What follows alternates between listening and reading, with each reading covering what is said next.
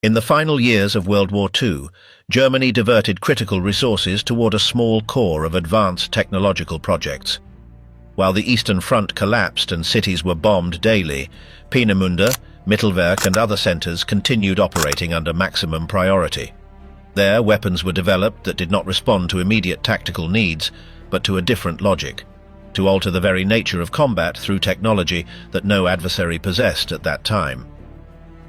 From this effort emerged systems of unprecedented sophistication. The V-2 opened the ballistic era by becoming the first missile in history, ascending to the edge of space and falling on its target without any possible warning.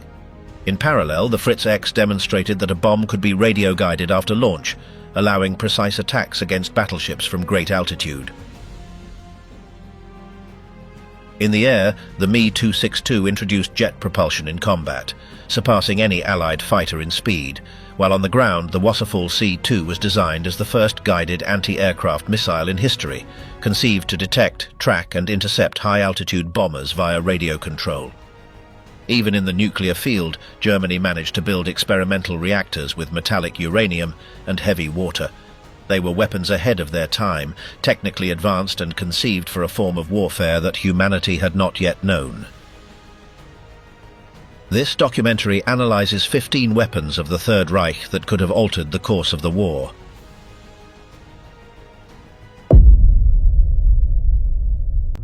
The Aggregate 4 and the birth of ballistic missiles.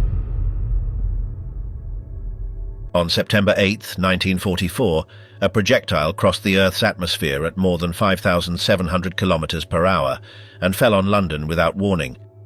There was no time for alerts nor any possibility of intercepting it. At that instant, the era of ballistic missiles began.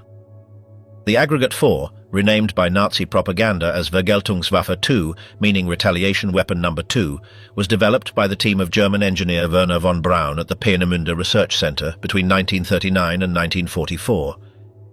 This missile had a length of 14 meters, a total weight of 12,500 kilograms, and carried an explosive warhead of 1,000 kilograms of amatol, a powerful military explosive. Its rocket engine used a mixture of ethanol and liquid oxygen as fuel and oxidizer, generating thrust equivalent to 25 tons for 65 seconds. Thanks to this power, the projectile reached an altitude of up to 90 kilometers, brushing space, before beginning its descent toward the target at supersonic speed. The guidance system was inertial, meaning it did not depend on external signals. It used gyroscopes to maintain orientation and accelerometers to measure speed and distance traveled. These instruments determined the exact moment when the engine should shut off, so the missile would follow a ballistic trajectory to the target. During the boost phase, control was achieved through graphite vanes located within the engine's gas jet and 4 external aerodynamic surfaces that stabilized the flight. Despite this advanced technology for the time, precision was limited. The impact point could deviate several kilometers from the intended target, which made the V-2 a weapon designed primarily to instill terror in large urban areas, rather than to destroy specific military targets. Between September 1944 and March 1945, approximately 3,000 V-2 missiles were launched, mainly against London, Antwerp and Liège. The result was the death of about 9,000 people, of which more than 2,700 died in England. The manufacture of this weapon required the construction of an enormous underground factory called Mittelwerk, operated using forced labor from prisoners of the Dora Mittelbau concentration camp. More than 20,000 people died during the missile production process, a figure that far exceeds the number of victims caused by their use in combat. From a strategic point of view, the V-2 did not alter the course of the war. Its production cost was extremely high, its precision insufficient for specific military targets, and its appearance too late to have a decisive impact. However, its technological legacy was enormous. After the end of the conflict, both the United States and the Soviet Union captured complete missiles, technical documentation, and German scientific personnel. Wernher von Braun and hundreds of engineers were transferred to the United States under Operation Paperclip, where they developed the Redstone rockets and later the Saturn V that took humans to the moon during the Apollo program. V-2 technology thus became the direct basis for the ballistic missile programs of the Cold War. Fritz X, the first precision-guided bomb. While the V-2 attacked cities indiscriminately, Germany was simultaneously developing a radically different weapon, designed for surgical precision. This was the Ruhrstahl SD-1400X, known as Fritz X, the first precision-guided bomb used operationally in combat and specifically designed to destroy heavily armored warships. Engineer Max Kramer directed the development of this system between 1939 and 1943. The Fritz X was a 1,400-kilogram armor-piercing bomb equipped with 4 movable fins that allowed its trajectory to be modified and a radio receiver that received commands from the launching aircraft. It was carried by the Dornier Do-217 bomber and launched from altitudes above 6,000 meters.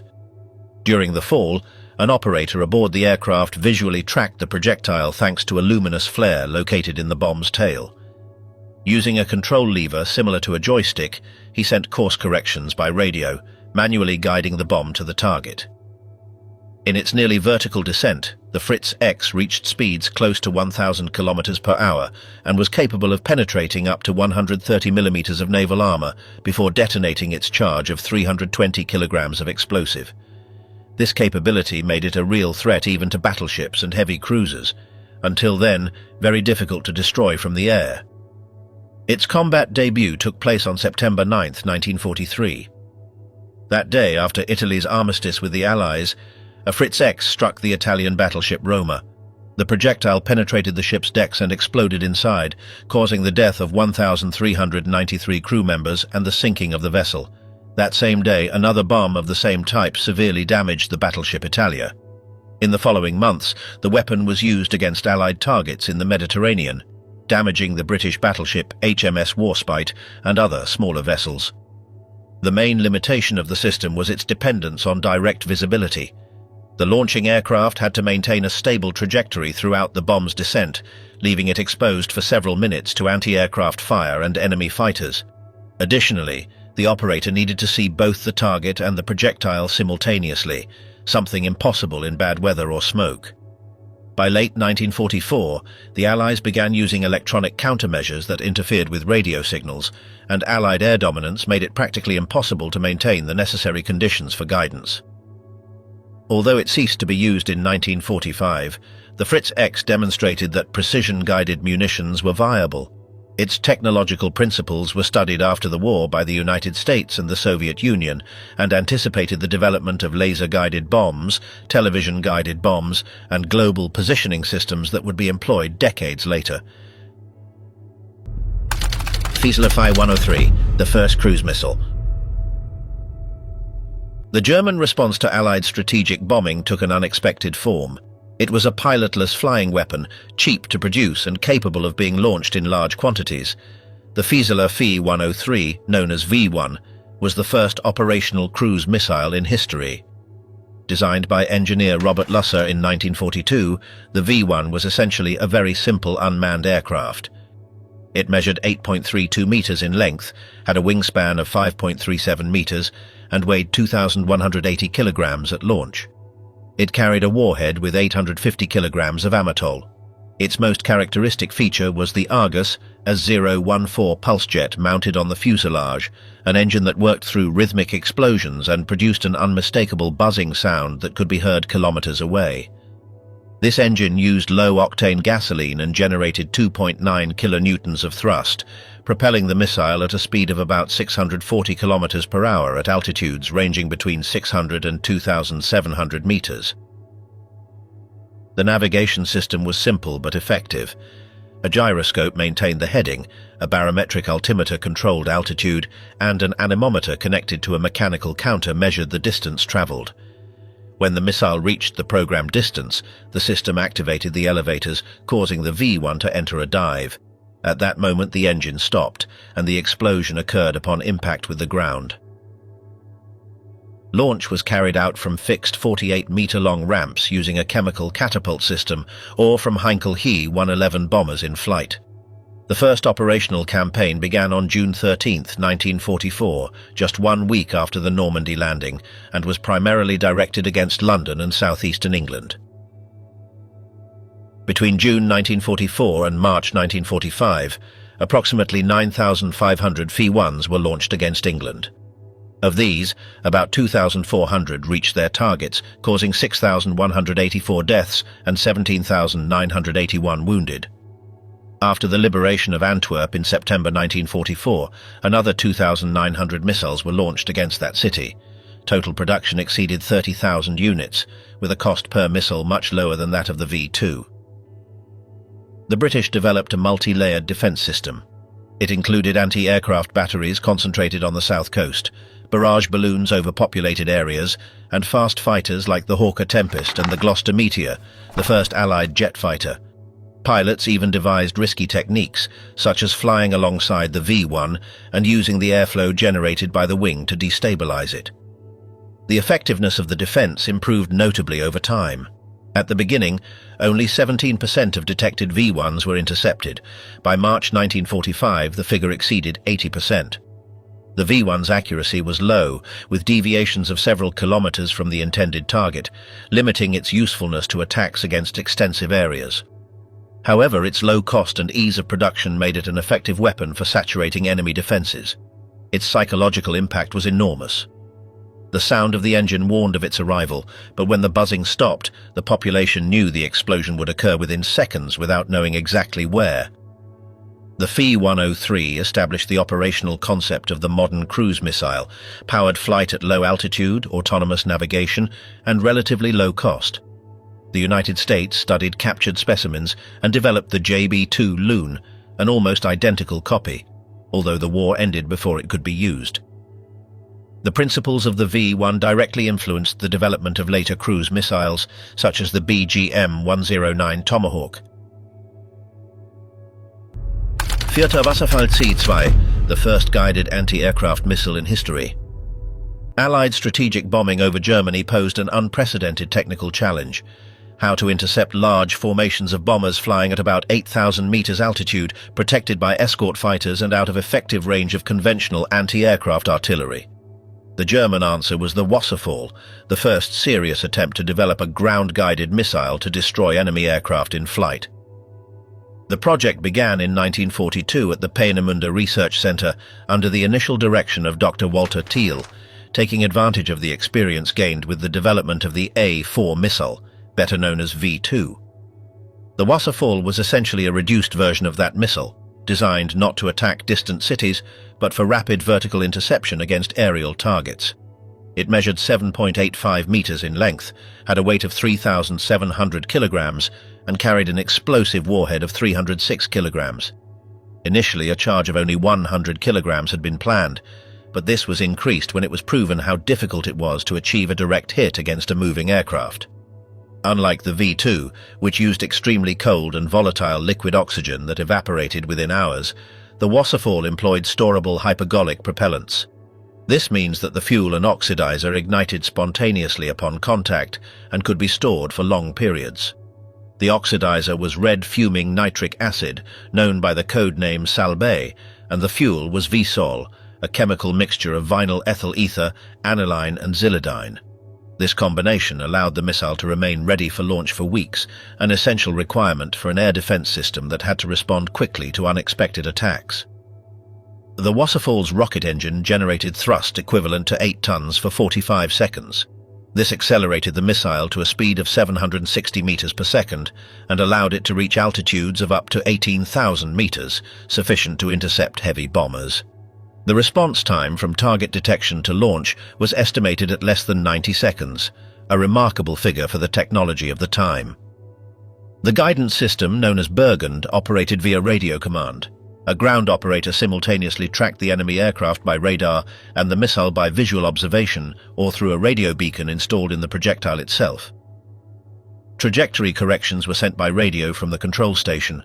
The missile responded to these commands using aerodynamic fins and small control vanes located in the engine's gas jet. More advanced versions with automatic radar guidance were developed, but none reached a sufficient level of reliability for operational use. The development of the Wasserfall was plagued with difficulties.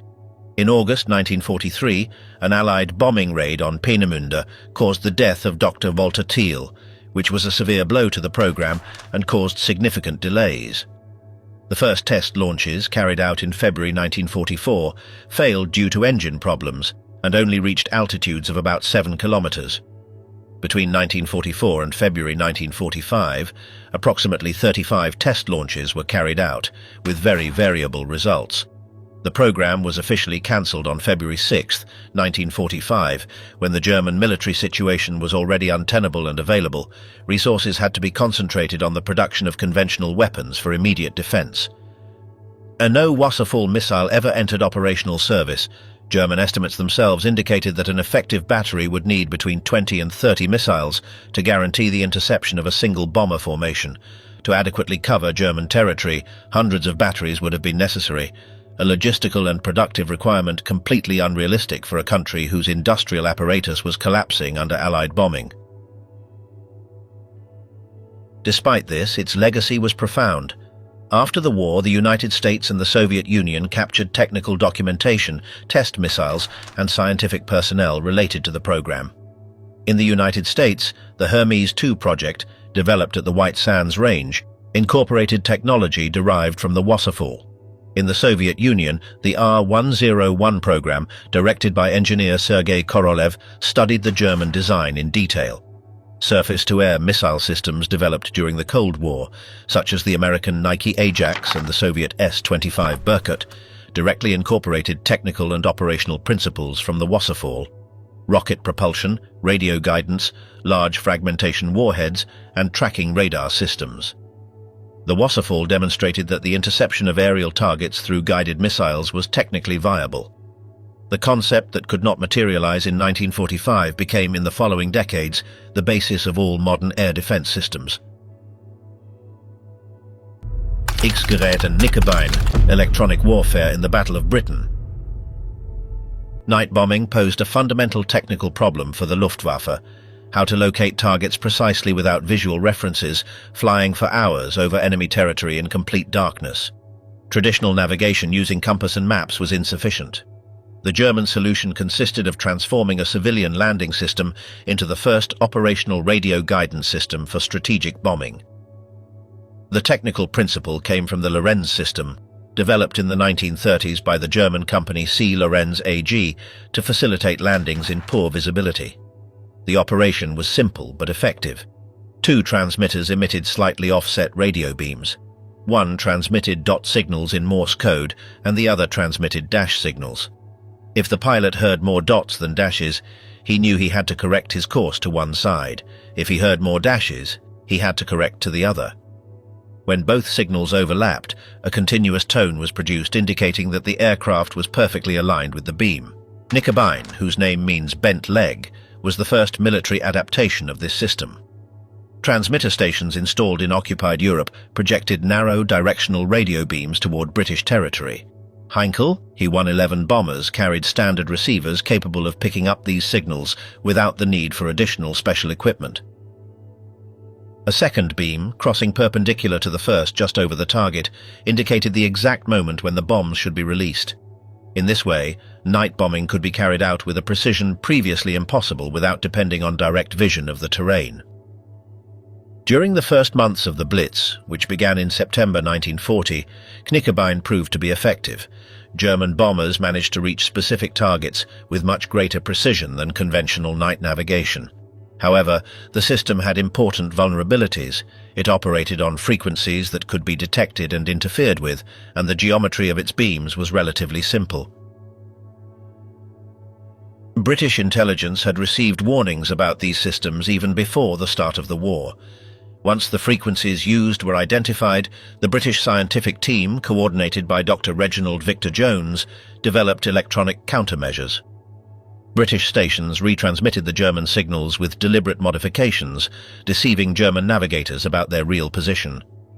This technique of intentional interference, a pioneer of what would later be called electronic warfare, progressively degraded Knickebein's effectiveness. By September 1940, British interference operations had notably reduced its military utility. The German response was X-Gerät, known as Device X, a much more sophisticated system. It operated on higher frequencies, which made interference more difficult, and used several beams instead of just 2. 3 main beams fulfilled different functions. One marked the route to the target, Another warned of the approach, and a third allowed calculating the exact moment of bomb release. The most innovative element was a special chronometer installed aboard the aircraft. This was activated when crossing the first warning beam and measured flight time and distance traveled with great precision, automating the bombing when the signals indicated that the aircraft was exactly over the target. This level of automation represented a significant advance in night bombing precision, but it also required specific equipment and highly trained crews. Only select units, such as Kampfgeschwader 100, were equipped with X-Gerät. These units acted as marking formations. They used the system to locate the target precisely, dropped incendiary flares to mark it visually, and the main waves of bombers followed those marks. The British intensified their countermeasures in what became known as the Battle of the Beams. The combination of signal interception, directed interference, and emission of false signals eventually compromised the effectiveness of X-Gerät as well. By mid-1941, with preparation for the invasion of the Soviet Union absorbing Luftwaffe resources, strategic bombing over England notably decreased, and these systems lost operational relevance. The legacy of Knickerbein and X-Gerät was twofold. On one hand, they demonstrated that radio-guided navigation and bombing were viable, anticipating later systems such as LORAN and, decades later, GPS. On the other, they established the foundations of modern electronic warfare, based on a constant cycle of measure and countermeasure that continues to define current technological conflicts. Goliath SDKFZ 302/303, the Unmanned Demolition Vehicle. The idea of a remote-controlled explosive vehicle was not new in 1942. During World War I, several inventors had experimented with so-called land torpedoes to cross the terrain between trenches. The French developed prototypes, such as the Crocodile Schneider and the Aubriot Gabet, the latter electric and controlled by cable. Although these experiments were marginal and were overshadowed by the development of the manned tank, they established a key concept. A small unmanned vehicle could approach enemy fortifications carrying explosives and thus reduce own casualties. The German development of the Goliath began in 1940, when the Wehrmacht captured near the Seine River a prototype designed by French engineer Adolphe Kegres. The German Armament Office commissioned the Borgward Company to develop a similar vehicle with a specific specification to transport at least 50 kilograms of explosive to the target. The result was the SDKFZ 302, officially designated as a light charge carrier. The SDKFZ 302 was approximately 1.5 meters long, 0.85 meters wide, and 0.56 meters high, with a weight of 370 kilograms. Its armor was minimal, barely 5 millimeters of steel, sufficient to protect it from fragments but useless against direct fire from light weapons. It carried 60 kilograms of explosive in the front section. Its most characteristic feature was the control system. The operator remained at a safe distance and operated the vehicle using a control box similar to a joystick, connected by a triple cable of about 650 meters wound on a drum located in the rear section. Through this cable, commands for movement, direction, and final detonation were transmitted. The first version used electric propulsion with 2 motors, which provided smooth and precise control, but generated significant practical problems. The production cost in 1942 was around 3,000 Reichsmarks per unit, a high figure for a weapon designed for single use. Additionally, the need to recharge batteries in the combat zone seriously complicated logistics. These limitations led to the development of the SDKFZ 303, available in variants 303A and 303B, which replaced electric propulsion with a 2-stroke, 2-cylinder Zündap gasoline engine with approximately 12.5 horsepower. The SDKFZ 303 represented an improvement in several aspects. The armor was increased to 10 millimeters, the weight increased to 430 kilograms, the explosive charge became 100 kilograms, and the operational range was notably extended, reaching up to 12 kilometers on roads and about 7 kilometers on irregular terrain. However, the maximum speed remained around 6 kilometers per hour, and the ground clearance of only 11.4 centimeters severely limited its ability to overcome obstacles. The Goliaths entered service at the beginning of 1942 and were deployed on all fronts where the Wehrmacht operated. Tank and engineer units used them against fortifications, immobilized armored vehicles, and troop concentrations. Their use is documented at Anzio in April 1944, during the Warsaw Uprising between August and October 1944, and in the Normandy coastal defences on June 6, 1944. Combat results were generally disappointing. The control cable was its main weak point. It could be easily cut by artillery, nearby explosions, or even light weapons fire, leaving the vehicle immobilized and useless. The low speed and low profile, although making initial detection difficult, also meant it needed several minutes to reach targets at moderate distances, time during which it could be discovered and destroyed. The armor of between 5 and 10 millimeters offered no real protection against any caliber larger than a rifle. Between 1942 and 1945, approximately 7,564 Goliath units of all variants were produced. Despite this considerable number, the weapon was never considered a tactical success. Subsequent analyses pointed out multiple deficiencies: high cost for a single-use weapon, very limited mobility on irregular terrain, extreme vulnerability of the control system, and a high rate of operational failures. When the Goliath managed to reach its target and detonate, the effect could be devastating, but the percentage of successful missions was always low. After the war, Allied forces captured numerous specimens in good condition. Their analysis aroused academic interest, although little practical enthusiasm. Curiously, the US Air Force reused some Goliaths as small tractors to move light aircraft, although their short useful life, as they were designed for a single mission, caused frequent breakdowns. The concept of the remote-controlled unmanned vehicle would not disappear, but would have to wait for the development of radio guidance systems and other wireless means in later decades to overcome the cable dependency that had doomed the Goliath. 7 V3 Hochdruckpumpe, the supergun of Mimojex. The third German vengeance weapon adopted a radically different form from its predecessors. While the V1 and V2 were self-propelled projectiles, the V3 was a gigantic artillery cannon, conceived to bombard London from northern France continuously and sustainedly. Its technical name, Hochdruckpumpe, meaning high-pressure pump, precisely described its operating principle. Conventional long-range artillery faced a fundamental problem. To achieve extreme distances, it was necessary to use enormous propellant charges concentrated in the chamber, which generated such high pressures and temperatures that the inside of the cannon eroded rapidly. The V3 approached this problem in an innovative way. Instead of accelerating the projectile with a single initial explosion, it used multiple secondary charges distributed along the tube in lateral chambers. Each of these charges detonated sequentially just as the projectile passed its position, progressively adding energy and distributing mechanical wear along the cannon. The specifications of the complete design were extraordinary. The tube was to measure approximately 130 meters in length, with a caliber of 150 millimeters. The projectiles weighed about 140 kilograms and were expected to reach an exit velocity close to 1,500 meters per second, which would allow an estimated maximum range of 165 kilometers. This distance was enough to reach London from the Pas-de-Calais region without needing to bring the weapon closer to the front line. Unlike mobile artillery, the V3 was conceived as a fixed installation. The cannon would be mounted at a permanent angle, always pointing toward the target, with minimal elevation adjustments and no real capacity to change lateral direction. The project consisted not only of a gigantic cannon, but of a complete strategic bombing infrastructure.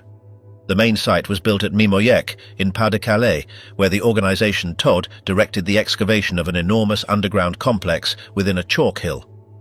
The design contemplated the installation of 25 cannon tubes distributed in inclined galleries, connected to each other by tunnels, elevators, and ammunition depots. Construction employed forced labor, including prisoners of war, and represented a massive investment of resources at a time when Germany was suffering a critical shortage of materials and industrial capacity. The operational concept of the V3 was not based on punctual attacks, but on continuous bombardment. With multiple tubes firing in a coordinated manner and internal logistics designed to constantly feed ammunition, Mimojeq would have functioned as a true factory of sustained fire directed against London. Although the firing rate of each individual cannon was limited, the combination of 25 tubes operating at the same time multiplied the total volume of fire. However, the weapon faced the typical problems of the so-called miracle projects of the end of the war. It required time, resources, and strategic stability just when Germany lacked all three. Tests revealed significant technical difficulties. The precise synchronization of the secondary charges proved much more complex than anticipated, and erosion of the cannon's interior remained considerable, despite the staged acceleration system. At the same time, Allied intelligence identified the Mimoyex complex as a priority target within Operation Crossbow, the campaign aimed at neutralizing German vengeance weapons. On July 6, 1944, Squadron 617 of the RAF attacked the complex using 5,400 kilogram tallboy bombs, specifically designed to penetrate fortified structures. These bombs, developed by engineer Barnes Wallis, penetrated the terrain and structures before detonating in depth, causing devastating structural damage. The attack left the complex completely inoperative before any of the cannons could become operational. Despite this, the V3 project was not completely abandoned. At the end of 1944, 2 cannons of a reduced version were built and deployed to bombard Luxembourg between December 1944 and February 1945, coinciding with the Ardennes offensive. These cannons had much shorter tubes than the original Mimoyex design, which reduced both their range and technical complexity. The results were limited. The precision was not sufficient to attack specific military targets, and the rate of fire was low. The strategic impact was practically nil, far from the propaganda expectations associated with the vengeance weapons. The concept of the multi-stage charge cannon was not taken up in later developments. Post-war long-range artillery followed conventional paths or was directly replaced by ballistic and cruise missiles, technologies in which the V1 and V2 proved to be much more promising than the V3.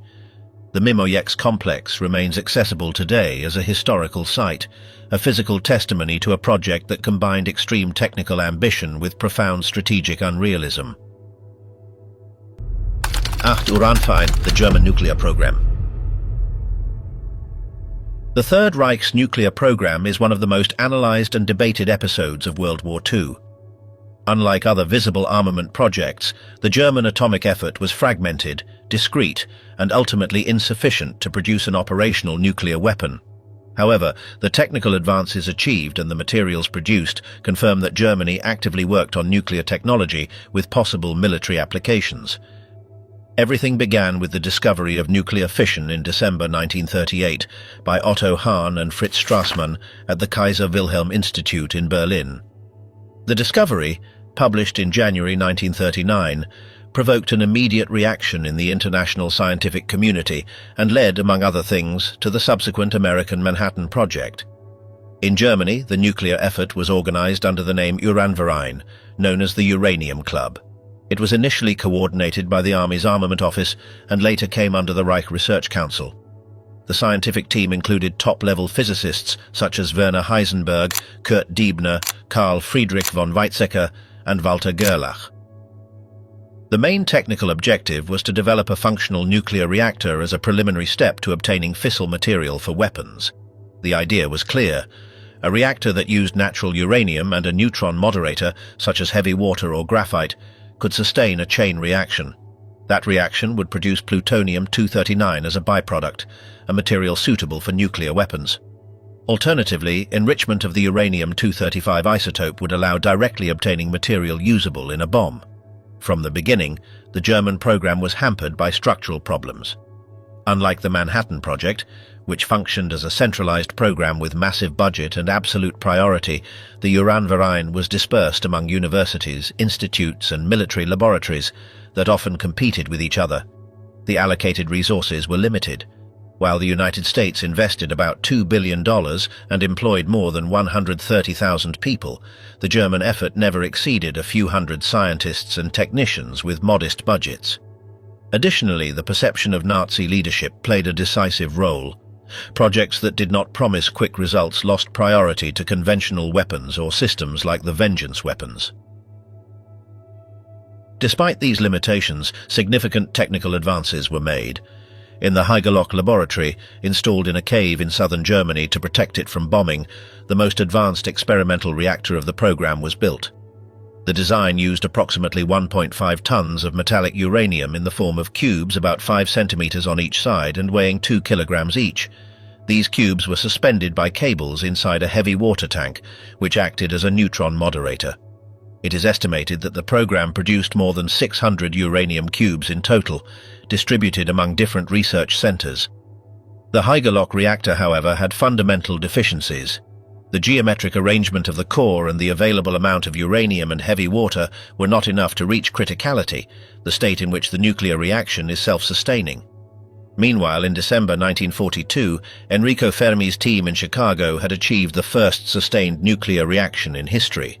The most advanced German reactor, operated in March 1945, achieved neutron multiplication, but did not reach criticality.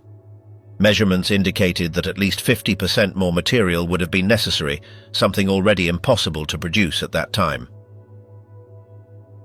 The program also explored methods to enrich uranium-235. Techniques such as centrifugation, electromagnetic separation, and thermal diffusion were tested, but none went beyond the experimental phase. Heavy water production, essential as a moderator, depended largely on the Vemork plant in Norway, which was the target of successful Norwegian and British sabotage operations in 1943, severely compromising the supply. The arrival of Allied forces in Germany in 1945 led to Operation Alsos, a scientific intelligence mission aimed at locating nuclear materials, documentation, and scientists from the German program.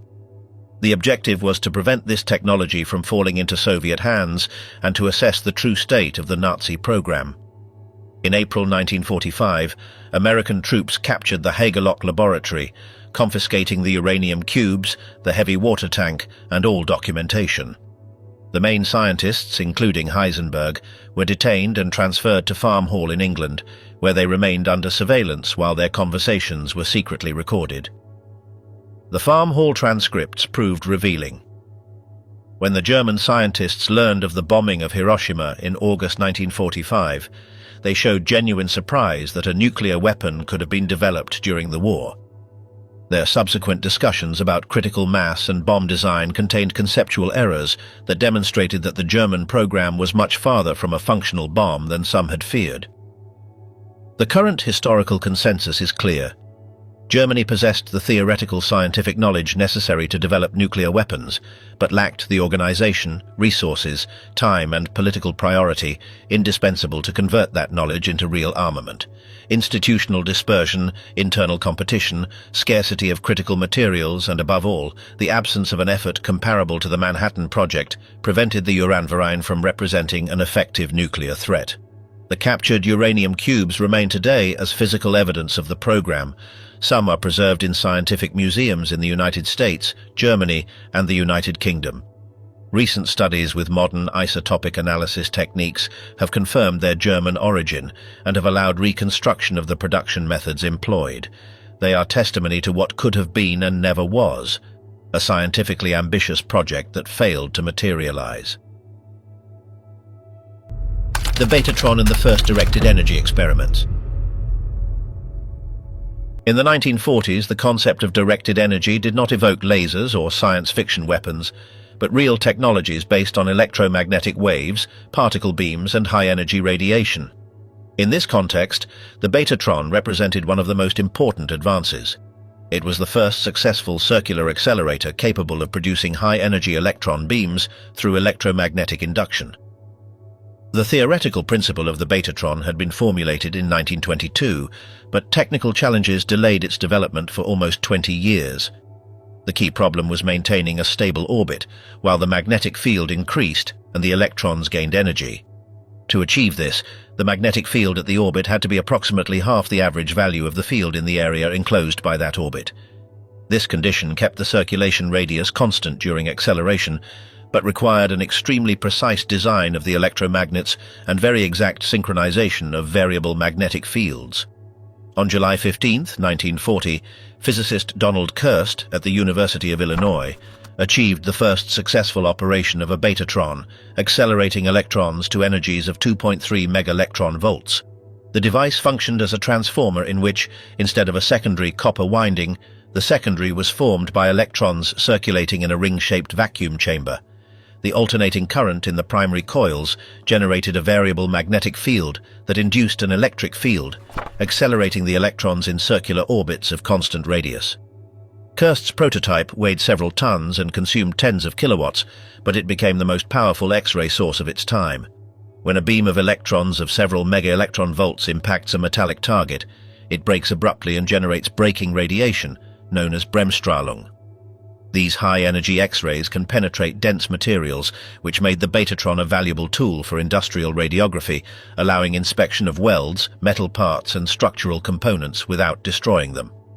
In this context, the idea of directed energy referred to the ability to concentrate energy in a narrow beam and direct it toward a specific target. A high-energy electron beam represents a large amount of kinetic energy concentrated in a small volume. Although the Betatron was never conceived as a weapon, it demonstrated that it was technically possible to generate and direct high-energy particle beams, a concept that would have military implications decades later. At the same time, the development of microwave technology transformed electronic warfare. In 1940, John Randall and Harry Boot at the University of Birmingham developed the cavity-resonant magnetron, a device capable of generating high-power microwaves. Operating at centimeter wavelengths, it allowed the creation of much more compact and precise radars than previous systems. The magnetron's output power reached several kilowatts in pulses, sufficient to detect targets tens of kilometers away. The magnetron became a key piece of the Allied war effort. In October 1940, the Radiation Laboratory at the Massachusetts Institute of Technology was created with the aim of rapidly developing microwave radar systems. Until its closure in December 1945, this laboratory designed airborne, naval, coastal, fire control and navigation radars, consolidating radar as an essential military technology. In total, around 100 different systems were developed and more than 1 million units were manufactured. The parallel development of electronic countermeasures gave rise to the modern concept of electronic warfare. The Battle of the Beams between Germany and Great Britain demonstrated that control of the electromagnetic spectrum was as important as terrestrial, aerial or naval dominance. Techniques such as deliberate interference, generation of false signals, and detection of enemy emissions were rapidly developed and remain fundamental in current conflicts. The Betatron continued to evolve. Kirst developed machines capable of reaching 20 megaelectron volts in 1942 and up to 100 megaelectron volts in 1945. However, the design had physical limitations related to magnetic saturation of the electromagnet's ion and the size necessary to reach higher energies. These limitations led to the development of the synchrotron, which combined electromagnetic acceleration with synchronized magnetic fields, allowing energies on the order of giga-electron volts to be reached and overcoming the Betatron's restrictions. The Betatron's legacy was twofold. On one hand, it demonstrated the viability of accelerating particles through electromagnetic induction to useful energies. On the other, it provided the first practical source of high-energy X-rays for industrial and medical applications. Although it had no direct military application during World War II, the principles it demonstrated influenced the later development of particle accelerators and, conceptually, the directed energy weapon systems of later decades. During World War II, the German Navy did not operationally employ rockets or missiles launched from submarines. However, the concept survived. Decades later, the United States and the Soviet Union developed ballistic missiles launched from submarines in the 1950s, solving technical problems through the use of storable propellants, containers integrated into the hull, and advanced inertial guidance systems. 10. Prüfstand 12. The system for launching V2s from submarine platforms. The growing Allied superiority in the Battle of the Atlantic during 1943 and 1944, combined with the development of long-range weapons like the V1 and V2, awakened a logical interest in Germany to combine both technologies and use submarines as launch platforms for rockets and missiles. In this way, they sought to extend German offensive reach beyond what conventional torpedoes allowed.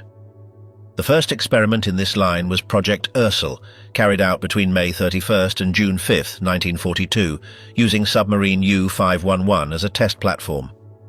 The initial concept was relatively simple.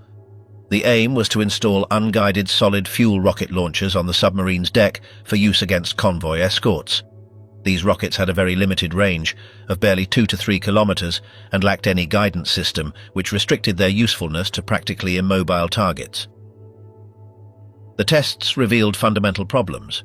The installation of launchers on deck seriously compromised the submarine's seaworthiness, increasing resistance to forward movement on the surface and negatively altering its behavior during diving.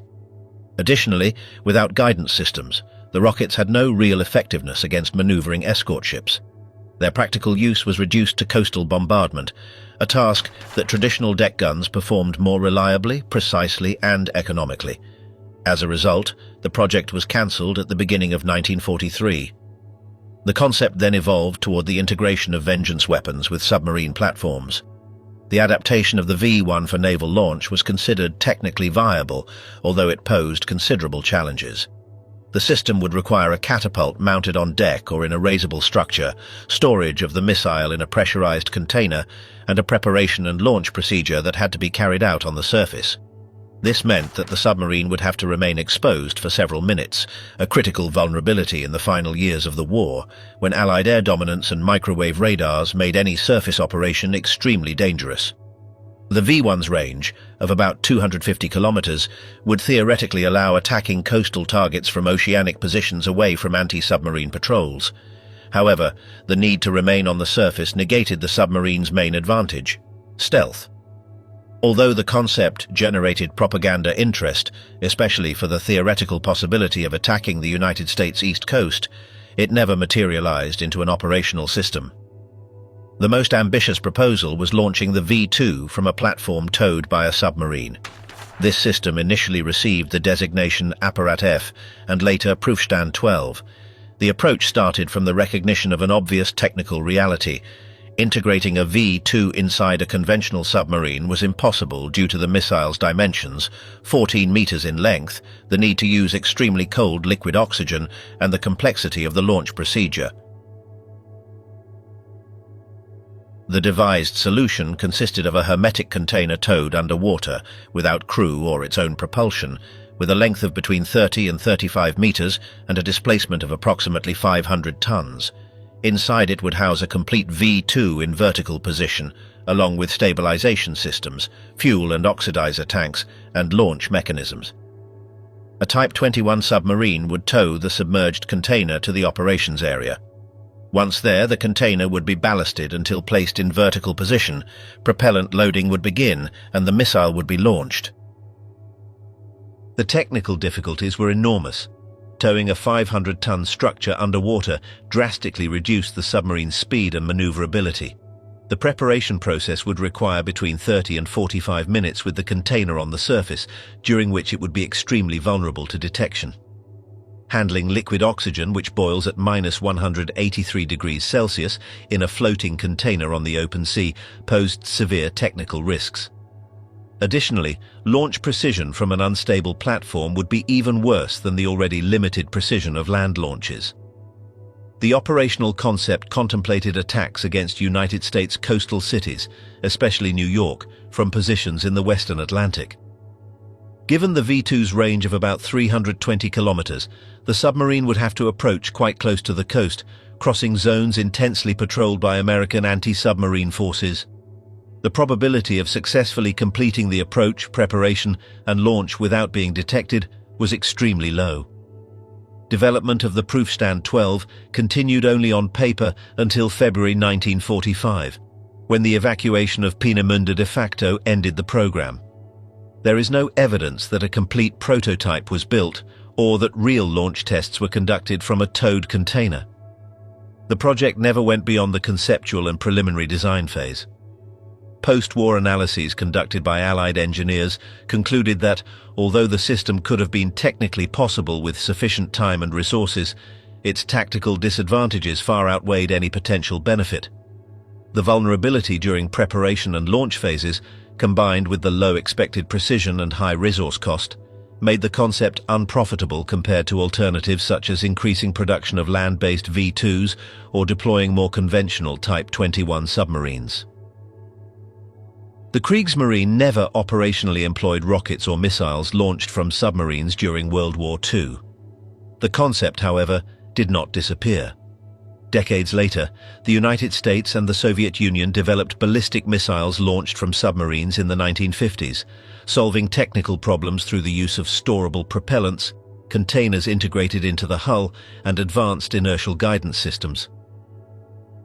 How the Silbervogel bomber anticipated space shuttles. Between 1933 and 1942, Austrian physicist Eugen Sanger and mathematician Irene Brett developed one of the most ambitious concepts in German aerospace engineering. It was a rocket-powered bomber capable of reaching suborbital altitudes and attacking intercontinental targets through a gliding flight with atmospheric bounces. The Silbervogel's design was based on advanced principles of hypersonic aerodynamics and orbital mechanics. The planned configuration included a fuselage of about 28 meters in length, with low aspect ratio delta wings, optimized for flying at extreme speeds between Mach 13 and Mach 20. The total launch weight was estimated at about 100 tons, of which 90 corresponded to propellants, leaving a payload of between 300 and 400 kilograms for the warhead. The launch required specialized infrastructure. The vehicle would take off from a 3-kilometer runway equipped with a catapult powered by solid fuel rockets. This system would accelerate the aircraft from rest to about 1,850 kilometers per hour.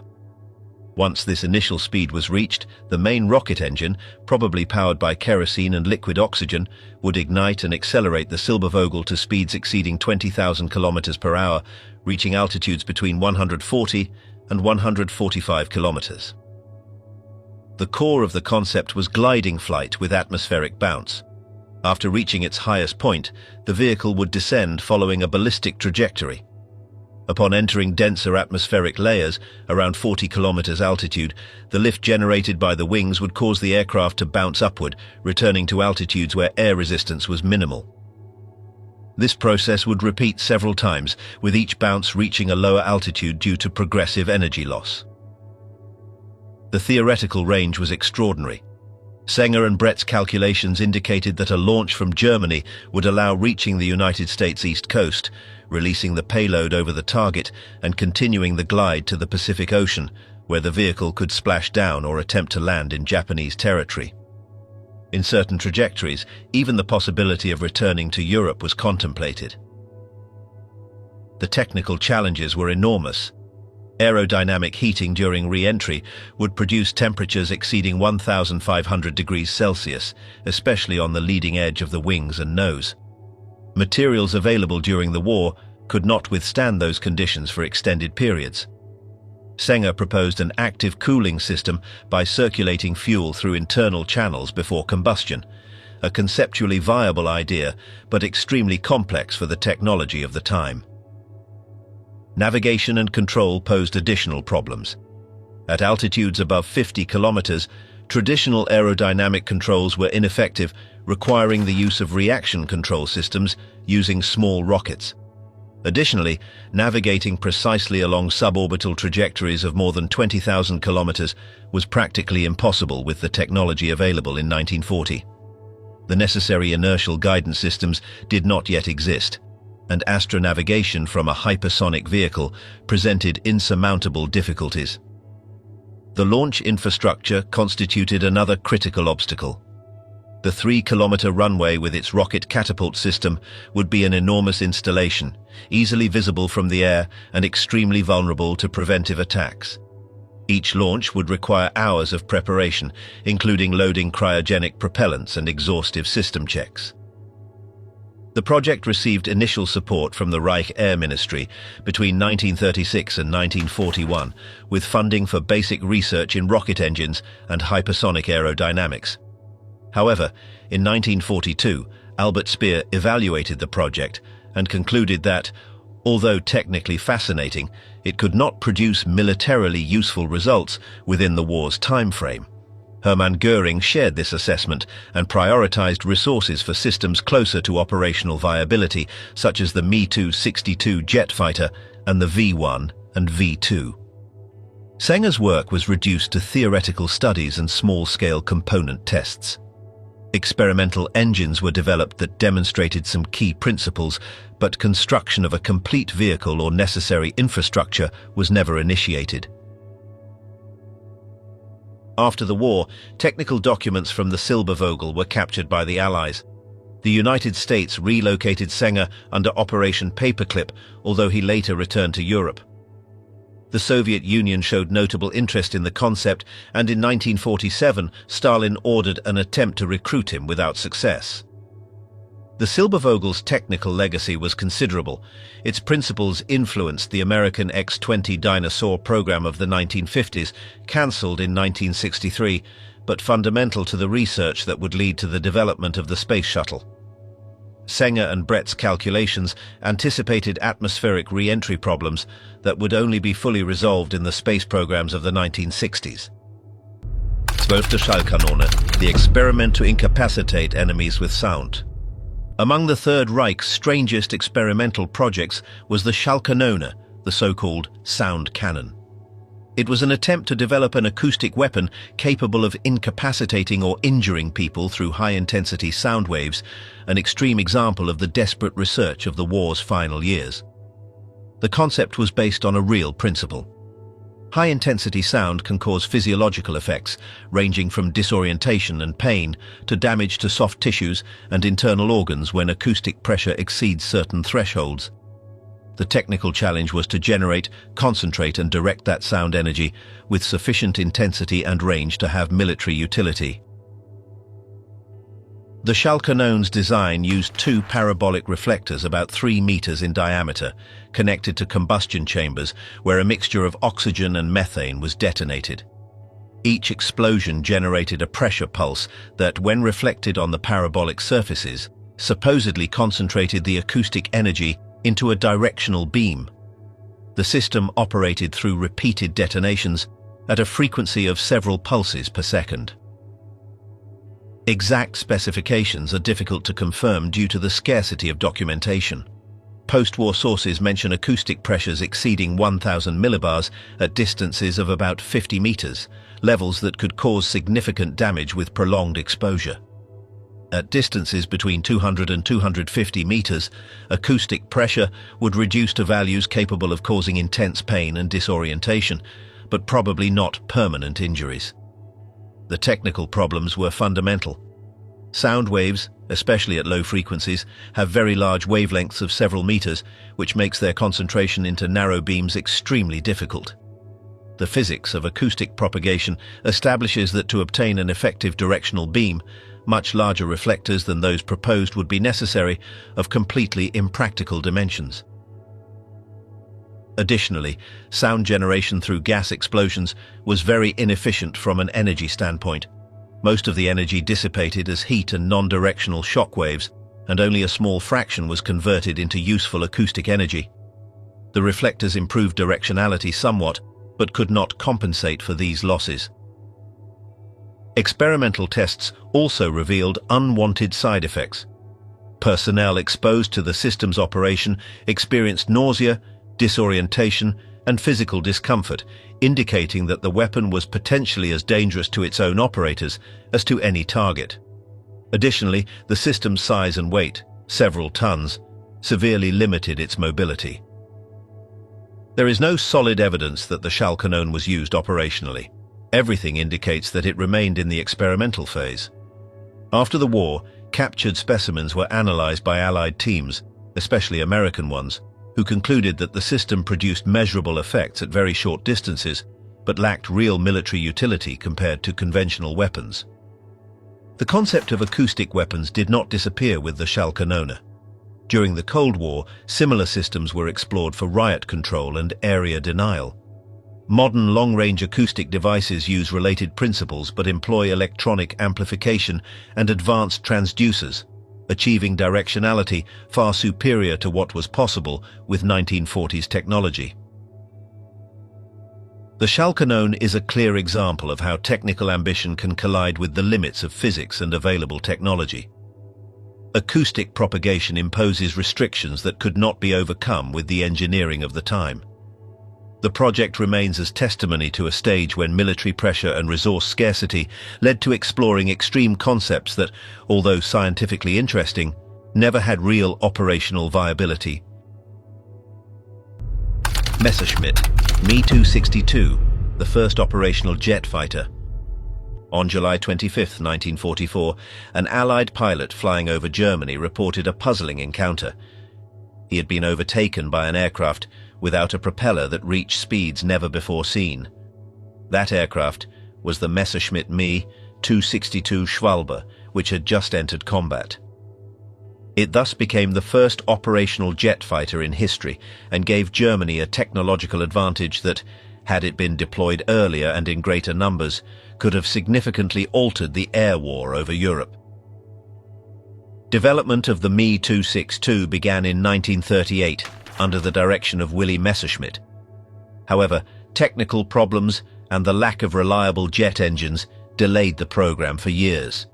The first flight, powered exclusively by turbines, took place on July 18, 1942, using two Junkers Jumo 004 engines mounted under the wings.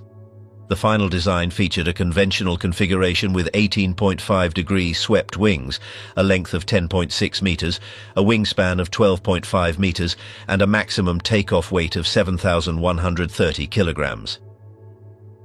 Propulsion was provided by two Junkers Jumo 004B turbojets, each with a thrust of 8.8 kilonewtons. These engines allowed the Me-262 to reach a maximum speed of 870 kilometers per hour at 6,000 meters altitude. This figure exceeded the fastest Allied propeller fighters, such as the P-51 Mustang or the Spitfire Mark 14, by about 150 to 200 kilometers per hour. The rate of climb reached 1,200 meters per minute, and the operational ceiling was around 11,450 meters.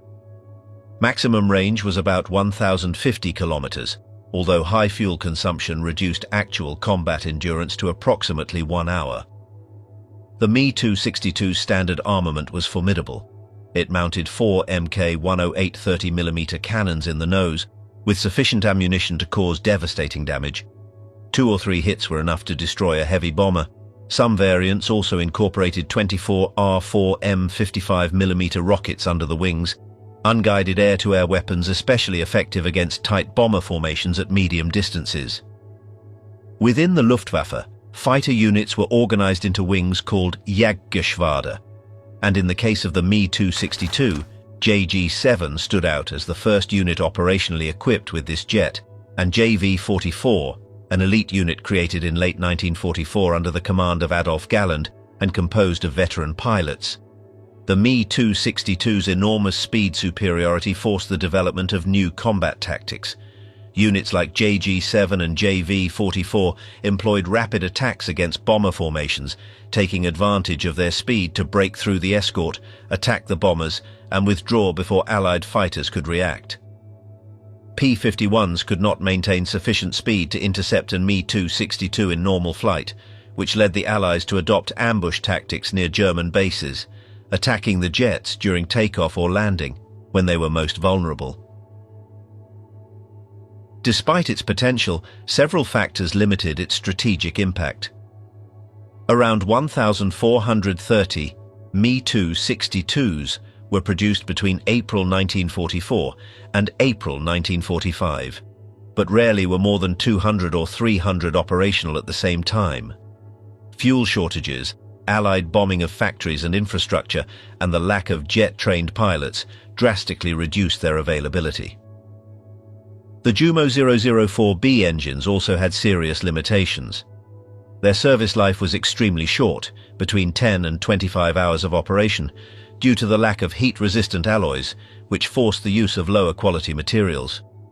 Starting was complex, and sudden accelerations could cause engine shutdowns or catastrophic failures. Throttle response was slow, which made maneuvering in close combat difficult. Political interference further aggravated the situation. In May 1943, Hitler ordered the Me-262 to be adapted as a fast bomber, diverting resources from its development as an interceptor fighter. This decision delayed its deployment in the role for which it was best suited until late 1944. The bomber version could carry up to 1,000 kilograms of bombs, but lacked effective aiming systems at high speed, which greatly limited its usefulness. Combat results were impressive but insufficient. Units like JV-44, commanded by Adolf Galland and composed of veteran pilots, achieved kill ratios exceeding 5-to-1 against Allied fighters. Even so, the total number of Allied aircraft shot down by Me-262s is estimated between 300 and 500, a figure unable to compensate for the enormous German losses in conventional aircraft. Vulnerability during takeoffs and landings was decisive. The Me-262 needed long runways and high speeds to operate safely.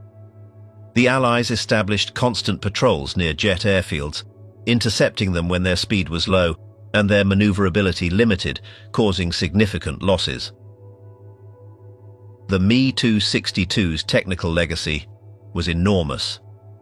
After the war, the United States and the Soviet Union exhaustively studied captured specimens. Their influence was direct on the first post-war jet fighters, such as the Soviet MiG-15 and the American F-86 Sabre. The concept of high-speed jet interceptor fighter, inaugurated by the Me-262, became the standard for military aviation in the following decades. The Me-262 demonstrated that jet propulsion offered decisive advantages in aerial combat. Its strategic failure was not due to conceptual flaws, but to its late arrival, insufficient production, limited engine reliability, and the general collapse of German industry and logistics in 1944 and 1945. It was a clear vision of the future of air warfare, but it appeared too late to change the course of the conflict. Horton-Ho 229, the jet-powered flying wing. The flying wing concept, which eliminated conventional fuselage and tail surfaces to improve aerodynamic efficiency, had fascinated designers since the 1930s. During the war, brothers Reimar and Walter Horton took this idea to its maximum expression with the Ho 229, a jet-powered flying wing fighter bomber that anticipated principles that decades later would be associated with stealth technology. The Ho 229 was a pure flying wing with a triangular planform and very pronounced leading edges. It measured 7.47 meters in length, had a wingspan of 16.76 meters, and a wing area of 50.2 square meters. Its structure combined plywood over a tubular steel frame, a choice motivated both by aluminum shortage and by weight reduction and radar signature. Empty weight was 4,600 kilograms, and maximum takeoff weight reached 9,000 kilograms. Propulsion was provided by two Junkers Jumo 004B engines, integrated within the wing on both sides of the central cockpit. This arrangement reduced aerodynamic drag compared to engines mounted in external nacelles. The projected performance was notable. Maximum speed close to 977 kilometers per hour at high altitude, cruise speed of 800 kilometers per hour, service ceiling of 15,000 meters, and range of up to 1,900 kilometers.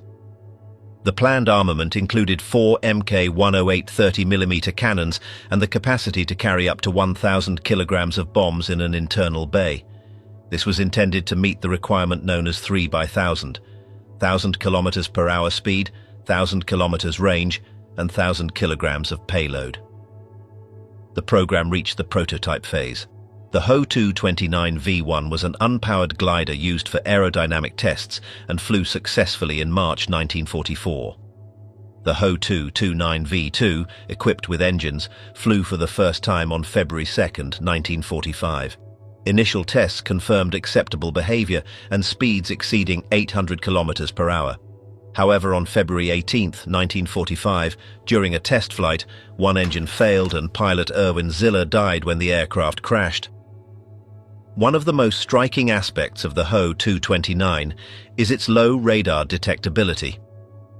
The flying wing configuration reduces surfaces that reflect radar signals, and the extensive use of wood further decreases the signature. Some modern analyses suggest that the charcoal-based adhesive used in the structure might have absorbed part of the radar waves, although there is no proof that this was intentional. Studies conducted decades later indicated that the Ho-229 would have had a significantly lower radar signature than conventional fighters of the time, reducing the warning time of British systems. Even so, it is unlikely that the Hortense designed the aircraft with modern stealth criteria. Low observability was an indirect consequence of aerodynamic and material decisions. Development ended with the Allied advance in 1945.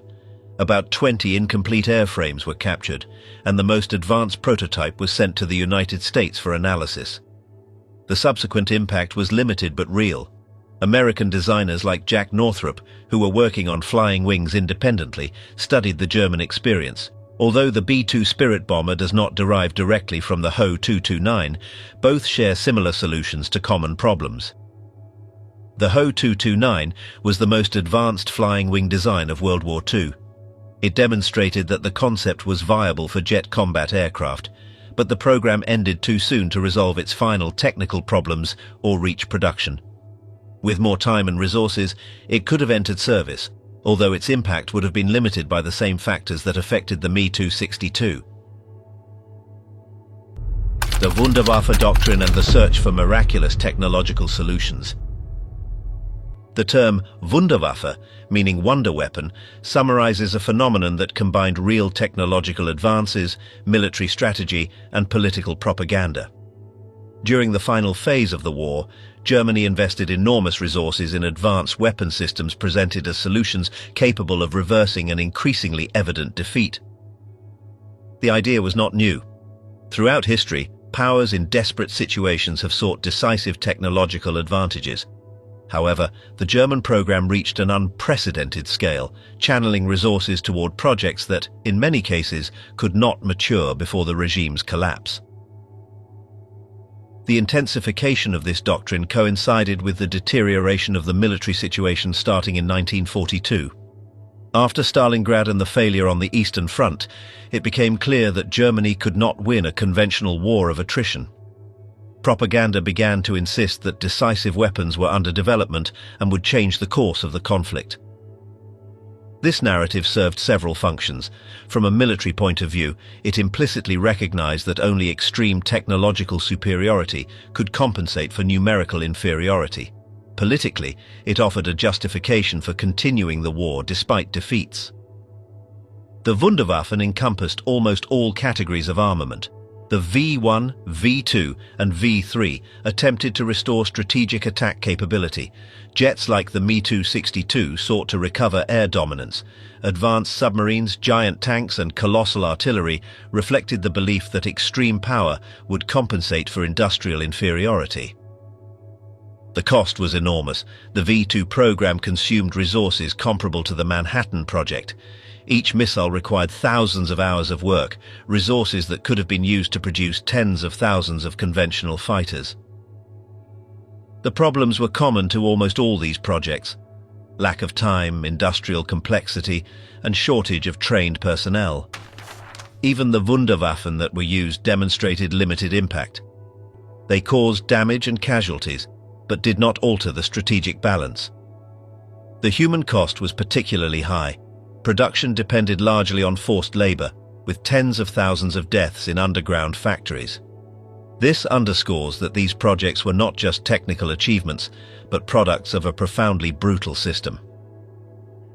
After the war, the victorious powers extensively exploited captured German technology. Engineers and scientists contributed for decades to missile aviation and rocket programs.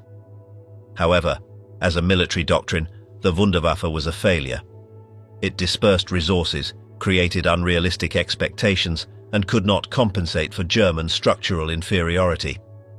The lesson is clear: advanced technology can multiply force, but cannot substitute for a solid foundation of resources, industry, manpower, and strategy.